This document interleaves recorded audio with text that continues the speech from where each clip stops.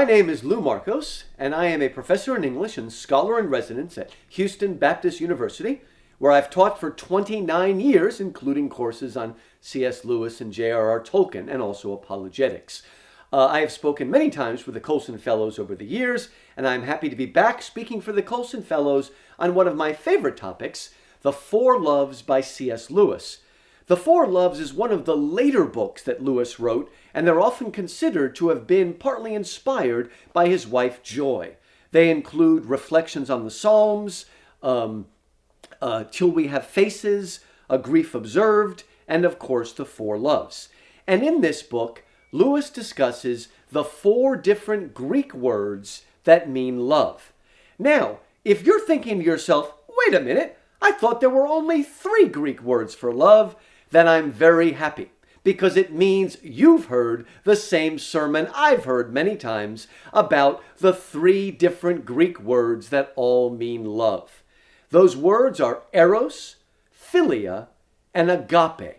Eros is where we get our word erotic. Eros is the Greek equivalent of Cupid, the god of love, and eros is physical, erotic, sexual love. And it's often described as an I love you if kind of love. Philia is the Greek word for friendship, as in Philadelphia or philanthropy, and friendship love is more of an I love you because. Agape is God's self-giving love, and agape translates into Latin as caritas, and then in English, King James English, becomes charity. Today, charity tends to mean only giving money to the poor, but charity, when used in the King James, faith, hope, and charity, is in fact that Greek word agape. Now, you've all heard those 3 words, and most of those sermons are influenced in one way or another by Lewis's book, The Four Loves, but as we all know, pastors love to have 3 points and only 3 points in their sermons. But in Lewis's book, he adds a 4th, and the 4th Greek word for love is storge. And storge means affection love. It's the affection we feel towards family, the affection we feel towards children, includes the affection we feel for animals. The supreme example of storge would be maternal love, the love the mother has for her child. Now, all 4 of these loves are good. Actually, anything that's good was created by God. The devil can only pervert things, right? So all 4 of those loves are good. As Lewis explains, if it wasn't for eros, none of us would have ever been conceived and born. If it wasn't for storge, affection, none of us would have been reared by our parents and brought to adulthood. If it wasn't for friendship, most of us would find life very, very dull. We'd feel isolated. We'd feel lonely. So all 3 of those loves are good. But Lewis wants us to remember they are finely earthly loves.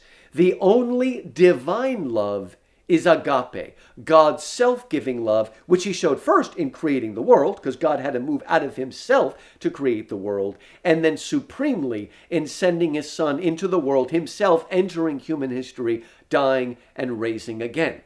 Now, even though Lewis spends a lot of time in the 4 loves, describing those 3 earthly loves and talking good things about them, at the core of his book is a warning. And that warning is that whenever we take one of the earthly loves, eros, affection, or friendship, and try to make it into a divine love, it will grow perverse. Probably the most important sentence in the book that we need to understand is, love, when it becomes a god, becomes a demon.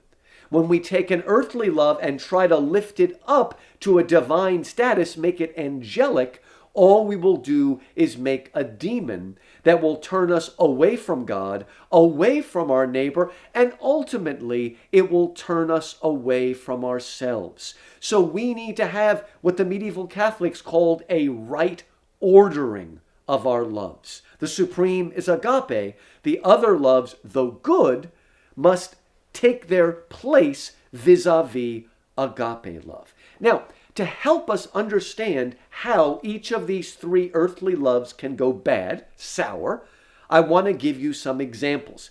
The second two examples, as you would expect, will be from C.S. Lewis, but the first one is one I think Lewis would use himself as he was speaking. I want to look at an example from Dante's Inferno, one of the books that had a profound influence on C.S. Lewis. Because in the fifth canto of the Inferno, we get a perfect, almost case study or clinical example of what happens when we take Eros and try to make it into the higher love, try to make it, in fact, into God.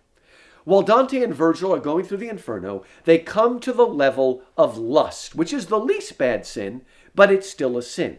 And there, Dante meets Francesca and hears her story of great pathos. Now, Francesca and Paolo had been adulterous lovers who had been caught in the act and killed by the evil husband of Francesca. Francesca was a very unhappy wife, but she still did commit adultery. And when she tells her story, these are the words she uses. She says, "Love, which in gentlest hearts will soonest bloom, seized my lover with passion for that sweet body, from which I was torn unshriven to my doom. Love, which permits no loved one not to love, took me so strongly with delight in him, that we are one in hell as we were above. Love led us to one death." Notice that she says love 3 times. In the poem, each stanza of 3 succeeding stanzas begins with the word love. She has made love into her own personal trinity. Now, according to 1 John, God is love. What Francesca is basically seeing here is that love is God. Now, grammatically speaking, those two things should mean the same thing. God is love, love is God. But they couldn't be more different. When believing Christians say God is love, we mean one of the qualities of God is love, the way he moves towards his creation, even self-sacrificially showing forth his agape love. But when we say love is God, we are taking one aspect of God and turning that into God. And that's exactly what Francesca has done. She has taken her eros, her physical attraction towards Paolo, and she has made that her God. And she even says love, which permits no loved one not to love, as if to say, love made me do it. That anything that this love asks must be okay. But again, it's not. You can't take eros and make it into agape. It's an earthly love and cannot be made into a heavenly love. Later in the canto, she explains how the adultery happened. She says that she and Paolo were home one day and reading together. If they were lovers, they'd be watching a romantic video today. But they were reading the story of Lancelot and Guinevere. And when Francesca saw how wonderful Lancelot was and how he attracted Guinevere, she fell into sin with Paolo and was caught and killed. Now, what's amazing about this story is that I'm calling it Francesco and Paolo, but Paolo's name is never mentioned in the book. Francesca never says his name. She calls him he who was one with me in death as we were in life. We know his name because these are historical people. But it's important that Francesca never mentions his name. If we look at her story carefully, we'll realize that what she's in love with Paolo is not really Paolo. What she's in love with is Lancelot. That's who she wants. And Paolo is a good substitute. Actually, if you read closely, you'll find out that what she's really in love with is romance itself. The whole idea of eros, the romance from today, from movies and things like that. And ultimately, what she's really in love with is herself. Because Francesca, like all the sinners in Dante's Inferno, is finally and utterly narcissistic. By making Eros into a god, she has turned everything inward, cutting herself off from God and her neighbor, and literally imprisoning herself within her own narcissism. So Eros is a good thing in its proper time and proper place with the proper person. It is good. It's God's system of procreating. It is also a metaphor in Ephesians for the great marriage of Christ and the church. So Eros is good, but in its proper place. When we try to make it into God, it becomes a demon and will destroy us. What about philia? I told you that one of the books he wrote, influenced by joy, was called Till We Have Faces. Lewis considered it his best novel. It is a beautiful, wonderful novel, but it's also very difficult. I hope someday you'll take the challenge and read it. But our central character is a woman named Orwell, who is living in the country of Glome, some like 200-300 years before Christ. So she's a pagan. Her world knows nothing of Christ. She has no knowledge of the Old Testament. And she's a very unhappy child. She's very ugly. Her father does not love her. He bosses her around. But her life is made better because her father gave her as a tutor a Greek stoic named the Fox. And the Fox is her companion. They speak together. Orwell treats him ultimately as an equal, and he is the perfect example of a friend. But when her father dies, and Orwell, the princess, becomes Orwell, the queen, she now has the chance to give the Fox what he has desired his whole life, and that is his freedom, so he can go back to Greece. But she will not give him his freedom. She feels like she cannot survive without his friendship, and so she manipulates him and keeps him at her side. She convinces herself she's doing it in the name of friendship, but her friendship is actually manipulating and hurting the very person she claims to be friends with. Finally, let's look at Twisted Storge by looking at my single favorite C.S. Lewis book, a book called The Great Divorce. Lewis's miniature version, not only of the Inferno, but of the entire Divine Comedy by Dante. In this wonderful book, Lewis has what he calls a supposal. What if the people in hell, if they so choose, could get in a bus and take the bus from hell to heaven, or at least the sort of grassy plain before heaven? And what if, when the sinners got off the bus, they were met by the souls of saints who were friends or relatives of them in earth during their life? And what if those saints could offer them, even now, a chance to give up their sin, give up their narcissism, give up their self-centeredness, and embrace the love and mercy and forgiveness of Christ? Well, every single one except one actually willingly chooses to go back to hell. Many of the conversations between the saint and the sinner are painful to watch, but the most painful one to watch is when, off the bus, comes the damned soul of a mother. She had a very good family, she had siblings, she had a wonderful husband, she had several children, but when her youngest child, Michael, died, she began to ignore all the rest of her family members and lived only for the memory of her child. It was something almost Egyptian. She kept his room exactly the way it was. She wouldn't allow them to leave the house, even though her husband and daughter were miserable there, and they of course loved Michael as much as she did, but she convinced herself nobody loved Michael as much as I did, and she held on to him and became a sort of parody of her own mother love. Now, when she gets off the bus and arrives in heaven, she is met by the saved soul, the saint of her brother. But when she sees her brother, she does not run up to him and embrace him and kiss him. She says, "Oh, it's you. I was hoping to meet someone else." The one she wanted to meet, of course, was Michael. She doesn't even care to be reunited with anyone else. And her brother tries to explain, "Dear, you can't come here to see Michael. You come here to see God and to love God and to be one with him. Once you truly learn to love God, the true agape, then you'll be strong enough to have Michael back and put him in the proper relationship, in the proper order of loves. But now you can't. You can't have Michael. You need to love God." And she's infuriated. What? She says, "God is love. And any God who would keep me away from my son is a God I want nothing to do with." You see, like Francesca, she says God is love, but what she means is love is God. She does not love the God who is love. She has taken her mother love, we might call it smother love, and turned it into her God. By the end of that interview, she is ready to take Michael back with her to hell, where she can take better care of him. My friends, be afraid. Any of us can become that mother. And there is much nobility to her. We need to shed tears when we read that dialogue and her inability to let go of the storge that she's turned into agape.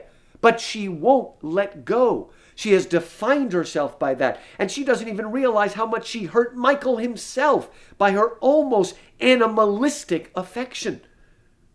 Now, if there's one thing I've learned from Louis, and I've learned many, if there's one thing that has put me in good stead and helped me in my Christian life, it is this. Louis helped me to understand that it is more often the good things that keep us away from God than the bad things. Now, that sounds counterintuitive, but it explains why when Jesus came, the prostitutes and tax collectors gathered around him, whereas the Pharisees and so-called good people turned away from him and eventually plotted against him to kill him. Why is that? Jesus explains. It is not the people who are well who need a doctor, but the people who are sick. It's only when we recognize our need that we go to the doctor. Only when we know we need to be saved from something that we seek out Jesus, the Savior. Let me explain it this way. Let's think of some bad things, right? Promiscuity, drug addiction, alcoholism, abuse. All of these things are bad things, and they're so bad that most people are not going to be able to fool themselves into thinking, oh yeah, this is what life is all about. I don't need anything else. Now, they might stay in that lifestyle. They might refuse to come out. But I think they will know that they were created for something better than this. And they might, like those prostitutes and tax collectors, seek after the Lord and seek after the higher agape love.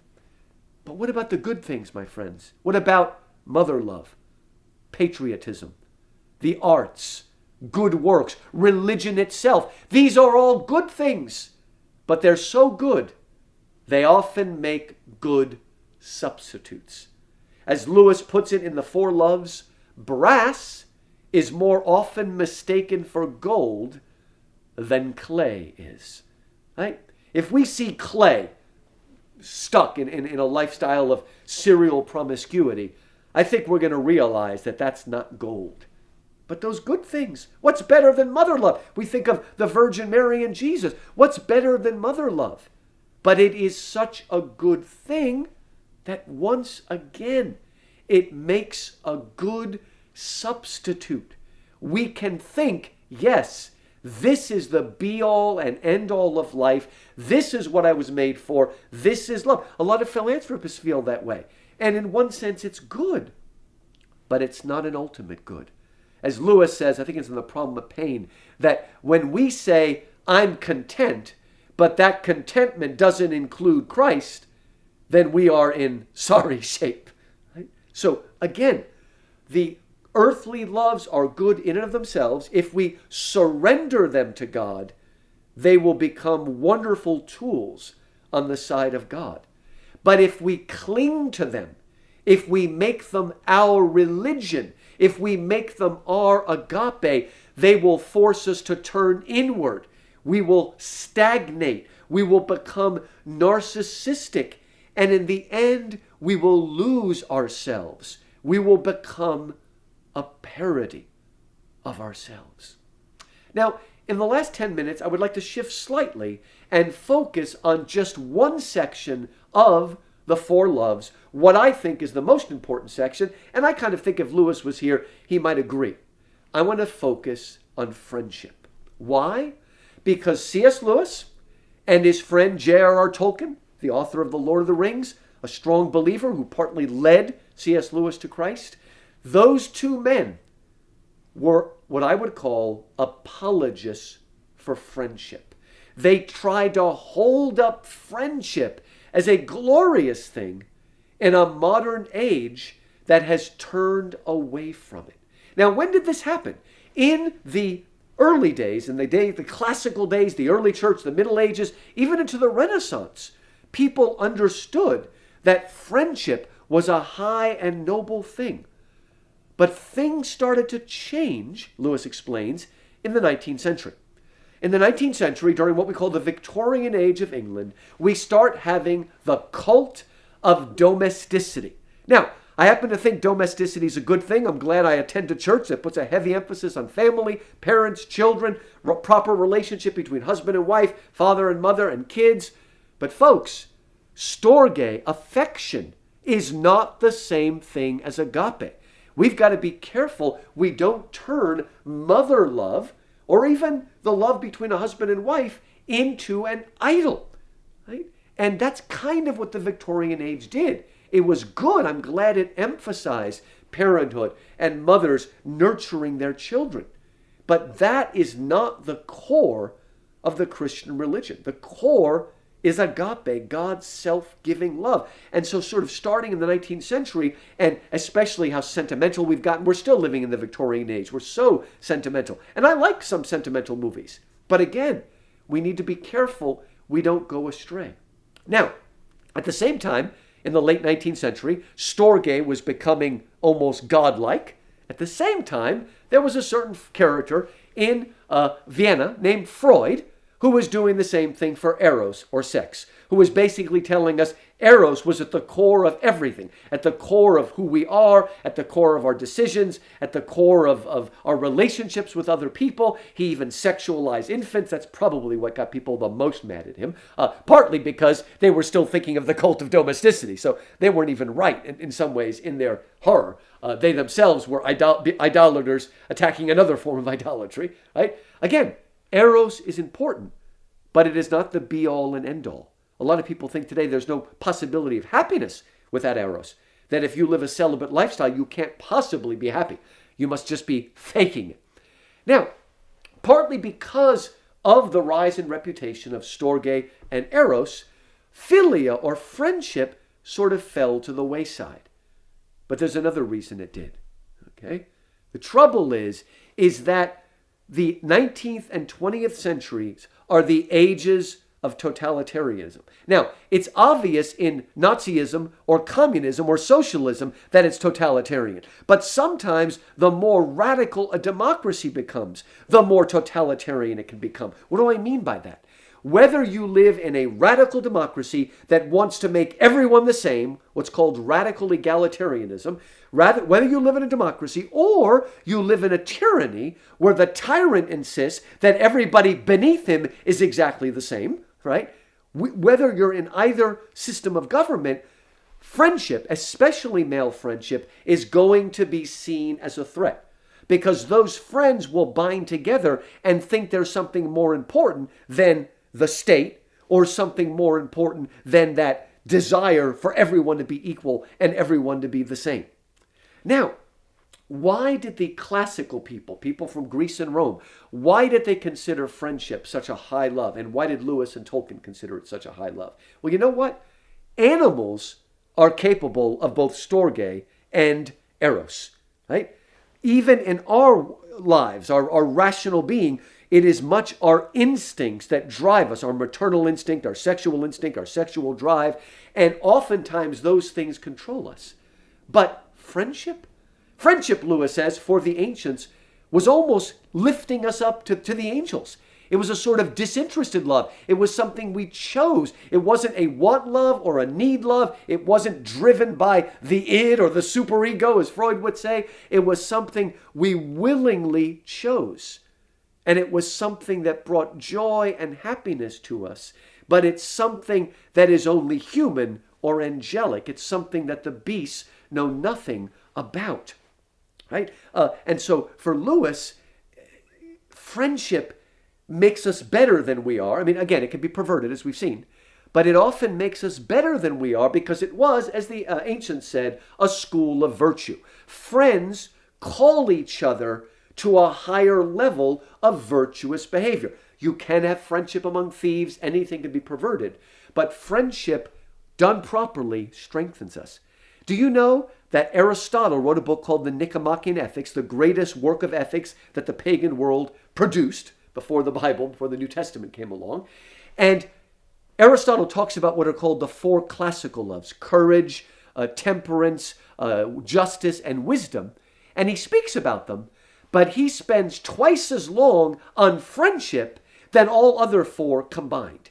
He doesn't call it one of the four virtues, but he considered it absolutely essential to life. Now, what's the difference with friendship?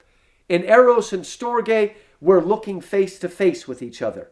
In friendship, we stand side to side. We have something in common, and we go at it together, and we support each other. Friendship is a great thing.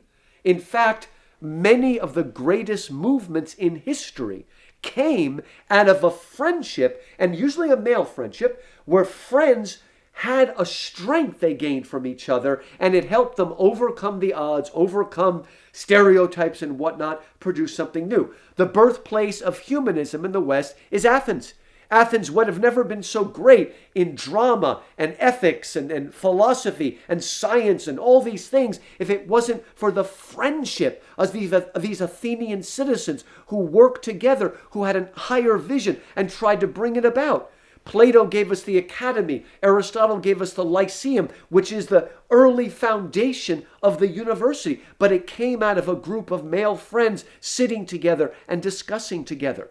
Our university, as we know it, comes out of the Middle Ages, comes out of monasteries and friars and monks and people who gathered together to preserve wisdom. There would be no university if it didn't come out of friendship, right? The early church, the friendship first of Paul and Barnabas, and then Paul and Silas. Jesus himself sent out his disciples 2 by 2. We support one another to do things.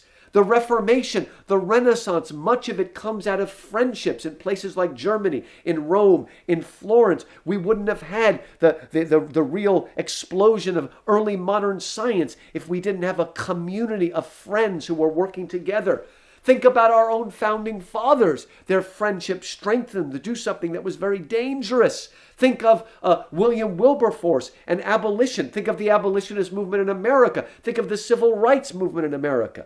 These things came out of friendship. Think of the Inklings, the friendship of Lewis and Tolkien together with Owen Barfield, Charles William, Lewis's brother, many others, Hugo Dyson. And they strengthened each other not only to raise the reputation of Christianity in the academic world, but to raise the reputation of fantasy and science fiction and children's literature that had been fallen out of favor, and only their friendship gave them the courage to do that. Think about the Colson Fellows, how we hold each other accountable. I like to speak for classical Christian schools. Think of the Association of Classical Christian, Society for Classical Learning. Think of Summit Ministries. A lot of these began as friendships of people who wanted to stand against bad things in the culture. The whole homeschooling movement.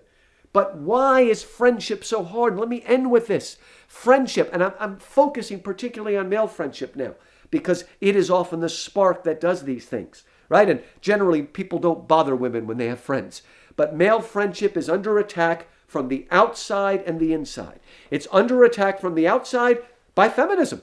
Feminism doesn't like men together. Oh, it's an old boys society. No, one of the things I now teach all of my students in college, at my university, is if you're like me, you have this completely false notion pushed upon evangelicals that if you can find the right husband or wife, that person will be the only friend you need and you'll be a whole world together. That is a lie, and a terrible lie. If you're a husband, you need to maintain your male friends. If you're a wife, you need to maintain your female friends. We need friendship. It strengthens us. It brings us back to our wedding and to our marriage, to our family, stronger. So on the one side, again, attacks of elitism. Oh, this old boys network. But unfortunately and insidiously in our country, male friendship is also under attack because of the whole gay agenda. Nowadays, men who would like to be close friends, who want to support each other, will not get that close for fear that people will think they are gay. This is a terrible thing, my friends. One of the ways we as men understand our own body, our own sexuality, the own limits, is by messing around with other men. Yeah, skinny dipping, smacking each other on the butt. This is how we understand who we are as men. But if we do that, people think we're gay, and so we don't do it. And because we don't do it, we end up not understanding our own sexuality, and we might actually become gay because of that. It's almost a vicious cycle. Let me end to explain to you the problem, especially of male friendship in our country. One of my very favorite things in the world is not only the Lord of the Rings novel, but the movie, the trilogy. And the heart of that trilogy of movies is the wonderful close friendship between Frodo and Sam. Think about it if you've seen the movie. If that movie had been made in America, they never would have allowed the intimate closeness. Thank God it was made in Australia and New Zealand, where there are real men who are actually understanding of their own male sexuality and are not so threatened as we are in America. So please, folks, be like Lewis and Tolkien. Be an apologist for friendship and be an apologist for male friendship. And I speak to the women now. You need to encourage the men in your lives to have strong male friendships. It will make them a better husband, a better father, a better brother, a better son. So please, we need to be like Lewis and Tolkien, apologists for friendship, but always ordering it properly under God's agape, caritas, self-giving love. Thank you.